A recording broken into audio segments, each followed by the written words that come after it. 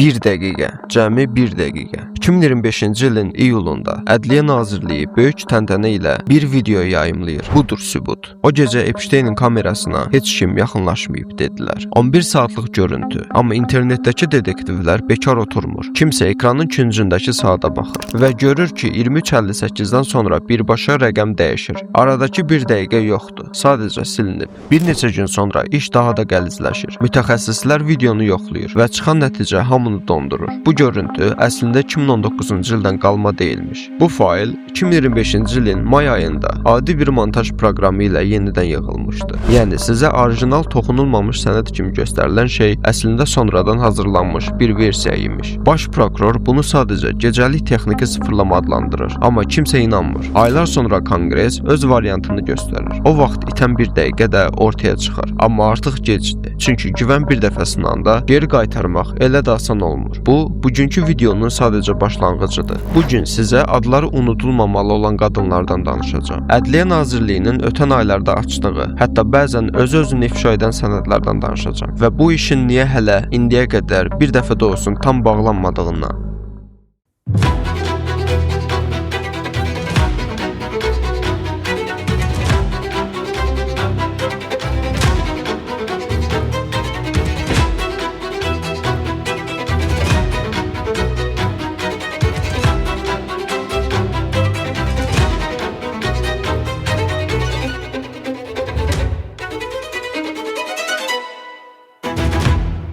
Kanalımıza yeni gəlmişsinizsə, abunə düyməsini sıxın. Çünki bu kanalda Azərbaycanın heç bir yerdə bu qədər detallı danışılmayan cinayət hadisələrini izah edirik.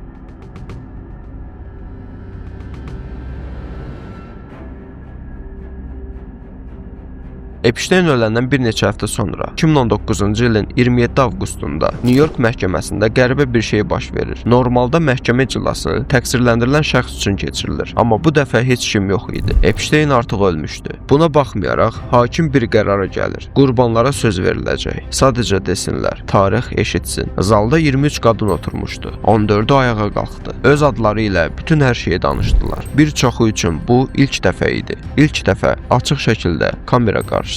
Aktrisa Anoska de Georgia dedi ki, Epstein onlardan aldığını heç vaxt anlamayacaq. Jennifer Arrows onun ölümünü ədalətin əlimizdən çıxıb getməsi kimi dəyərləndirdi. Çünki onu artıq ədalətlə üzləşdirmək mümkün değildi. Courtney Wild, Teala Davies, onlar sadəcə ədalətin tam bərqərar olmamasına pis olurdular. Sadəcə duyğusal bir an değildi bu. İllərlə eşidilməyə gözləyən insanların nəhayət danışa bildiyi gün idi. Bu işi rəqəmlərlə, sənədlərlə, siyasi qalmaqallarla danışmaq asandır. Amma unutmayaq ki, hər rəqəmin arxasında bir insan dayanır. Maria Farmer, rəsmi qeydlərə görə Epsteinə qarşı ilk şikayət edən qadın o olub. 1996-cı ildə hələ gənc bir rəssam ikən FTB-yə gedib. Özünün və 15 yaşlı bacısının başına gələnləri danışıb. Nə oldu? Heç nə. Nə FTB, nə polis bir addım da atmadı. Amma 2025-ci ilin dekabrında açılan sənədlər onun dediklərinin həqiqət olduğunu üzə çıxardı. Onun şikayəti doğrudan da təxminən 30 il ərzində heç kimin toxunmadığı bir arxivdə yatıbmış. Anya Farmer, Maria'nın kiçik bacısı, 2021-ci ildə Maxwell məhkəməsində açıq şəkildə ifadə verən 4 qadından biri oldu. 16 yaşında New Mexico'dakı rançoda başına gələnləri məhkəmə salonunda danışdı. Bugün o, sənədlərin tam açıqlanması üçün ən yüksək səslə mübarizə aparanlardandır. Virginia Giuffre, əsl adı Virginia Roberts, bu işin ən çox tanınan üzü. 16 yaşında masaj bəhanəsi ilə aldadılan qız. İllər sonra Britaniya şahzadəsi Andrew'ya qarşı iddia qaldırdı. İş 2022-ci ildə barışıqla bitdi.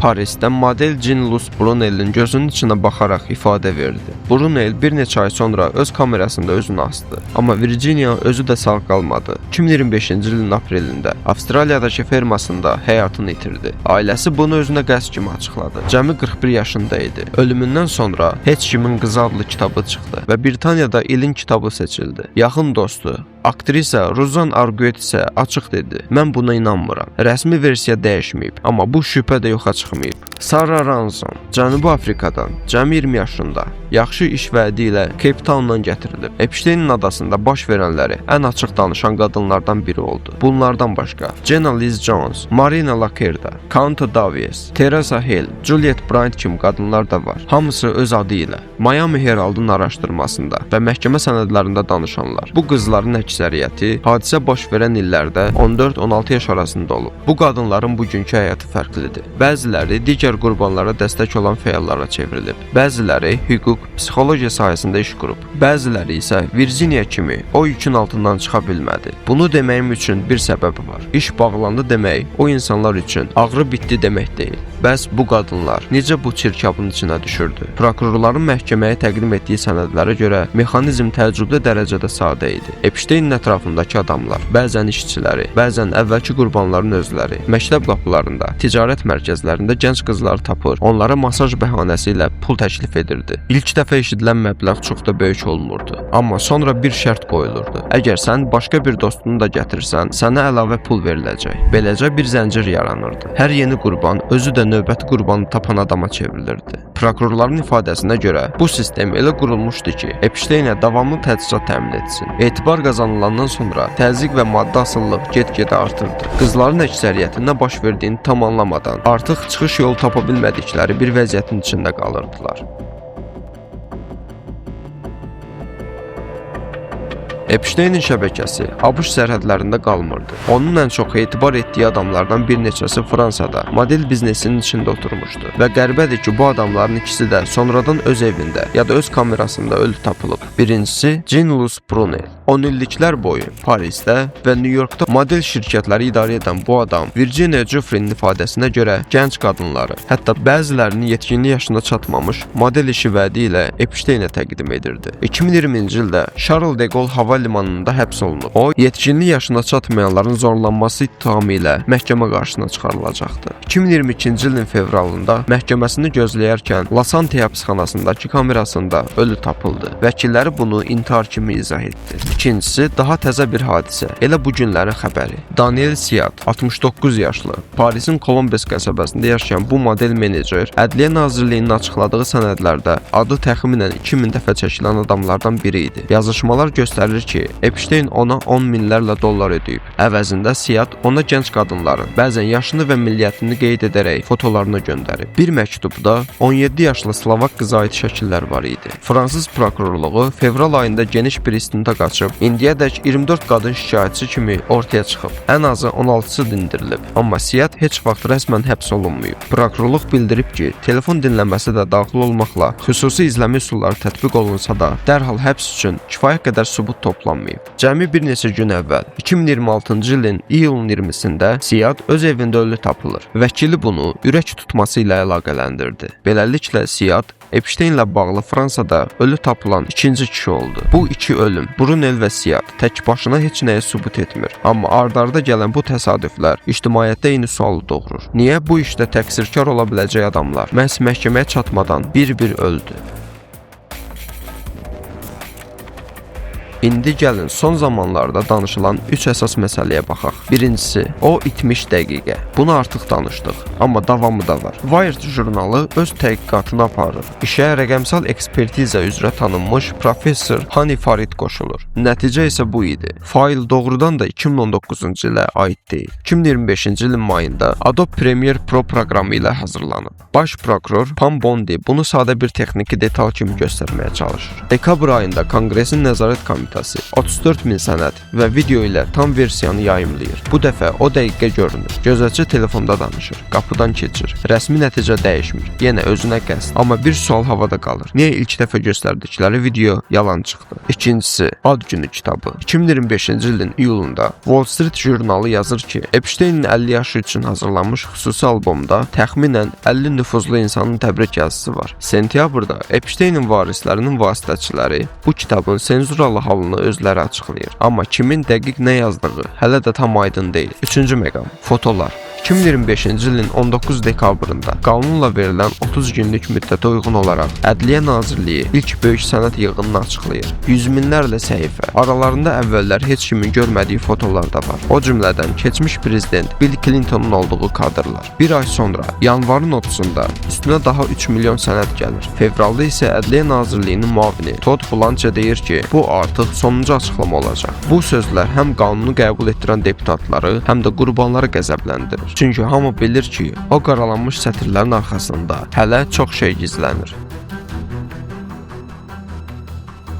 Bu sənəd davası tək Ədliyyə Nazirliyinin işi deyildi. Respublikaçı deputat Thomas Massie ilə demokrat Ro Khanna bir yerə gəlir. Spikerin müqavimətinə baxmayaraq Discharge Petition adlanan nadir bir üsulla məsələni birbaşa səs verməyə çıxarır. Nəticə isə hər kəsi təəccübləndirir. 427 səs lehinə, cəmi bir səs əleyhinə. Konqresin son 10 illiklərdə görmədiyi bir eşitlilik. Trump əvvəlcə buna qarşı çıxsa da, qanunun istənilən halda təsdiqlənəcəyini görəndə dəstəkləyir və 2025-ci ilin noyabrın 19-da imzalayır. 2026-cı ilin fevralında isə Ro Khanna palatanın kürsüsündən açıqlanan sənədlərdə adı keçən 6 adamın adını rəsmi protokola yazdırır.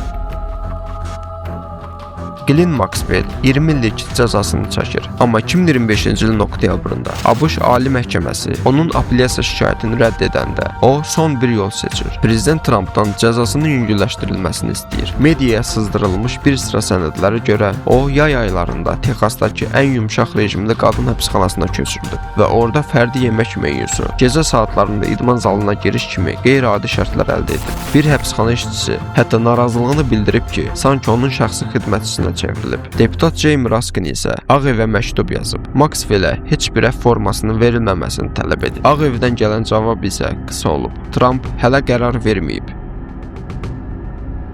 Bu iki hissəni yekunlaşdıraraq bir şey demək istəyirəm. Epstein işi bizə göstərdi ki, pul və nüfuz kimsə düz sualı verməyənə qədər ən böyük cinayətləri belə 10 illiklərlə gizlədə bilir. Amma eyni zamanda göstərdi ki, danışmağa cəsarət edən qadınlar sonda o sistemi hərəkətə gətirə bildi. İş hələ bitməyib. Sənədlər açılmağa davam edir. Yeni suallar çıxır. Maxwell-in taleyi hələ qərara bağlanmayıb. Fransadakı istintaq davam edir və elə bu günlərdə Daniel Siyadın ölümü ilə bu dosyaya daha bir izah olmayan fəsil əlavə olundu. Sizcə bu iş bir gün tam açılacaqmı, yoxsa həmişəlik yarımçıq qalacaq? Fikirlərinizi şərtə yazın. Bəyəndinizsə like düyməsini basmağı unutmayın. Bu videoları hazırlamaq ciddi araşdırma tələb edir. Kanalı izləyin, çünki bu cür az danışılan cinayət dosyalarını açmağa davam edəcəyik. Növbəti videoda görüşənədək.